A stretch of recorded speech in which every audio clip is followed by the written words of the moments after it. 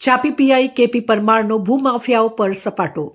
છાપી પોલીસ વિસ્તારમાં રોયલ્ટી વગર માટીની ચોરી કરતા 2 આયવા ઝડપી પાડી કાયદેસરની કાર્યવાહી કરતી છાપી પોલીસ। વડગામ તાલુકાના છાપી વિસ્તારમાં મધ્યરાત્રે માટીની ચોરી થતી હોવાની કેટલાય સમયથી બુમરાડ ઉઠવા પામી હતી, પરંતુ બનાસકાંઠા ભૂસ્તર વિભાગ આવા લોકોને નાથવા નિષ્ફળ રહ્યું છે।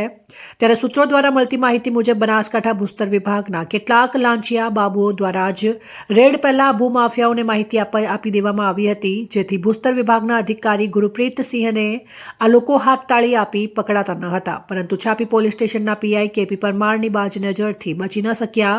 ભૂમાફિયાઓને અગાઉ થોડાક મહિના પહેલા જ 3 ગાડી આ જ અધિકારીના હાથે પકડાઈ હતી, જેમાં 56,000 જેટલી માતબર રકમનો મેમો ફટકારવામાં આવ્યો હતો। ત્યારે વધુ વખત મોડી રાત્રે પીઆઈ કેપી પરમારને મળેલી બાતમીના આધારે છાપી પોલીસ સ્ટેશનના વિસ્તારમાંથી 2 આયવા ટ્રક કોઈપણ જાતની રોયલ્ટી ભર્યા વિના માટીની ખેપ મારતા હોવાથી છાપી પોલીસ દ્વારા બંને ટ્રકને પકડી પાડી છાપી પોલીસ સ્ટેશન ખાતે લાવવામાં આવ્યા હતા અને સરકારી તિજોરીના નાણાં ચોરી કરતા રીઢા ભૂમાફિયાઓ પર કાયદેસરની કાર્યવાહી હાથ ધરાઈ હતી, જેમાં એક ટ્રકને બંને તરફ નંબર પ્લેટ ના હોય અને સૂત્રો પાસેથી મળેલી માહિતી મુજબ આ ટ્રકનો ચેચિસ નંબર પણ ભૂસાઈ દેવાનો પ્રયત્ન કરેલ હોય તો શું આ ટ્રક અગાઉ કોઈ ગુનાહિત પ્રવૃત્તિ સાથે જોડાયેલો છે કે કેમ, કે પછી ટ્રક જ ચોરીનો છે, તેવા કેટલાય પ્રશ્નો ઉદ્ભવી રહ્યા છે।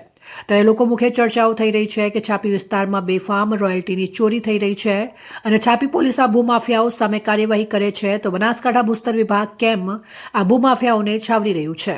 શું ભૂસ્તર વિભાગ બાબુઓ પુષ્પમ પત્રમ આગળ લાચાર છે કે તેઓ ભાર તળે દબાઈ ગયા છે? હવે જોવાનું રહ્યું કે બનાસકાંઠા ભૂસ્તર વિભાગ પોતાની આળસ મરેડીને છાપી વિસ્તારમાં બિલાડીનો ટોપ માફક ઉગી નીકળેલા ભૂમાફિયાઓ પર અંકુશ લગાડી શકે ખરા? એવા જસવંત ઠાકોર, વડગામ।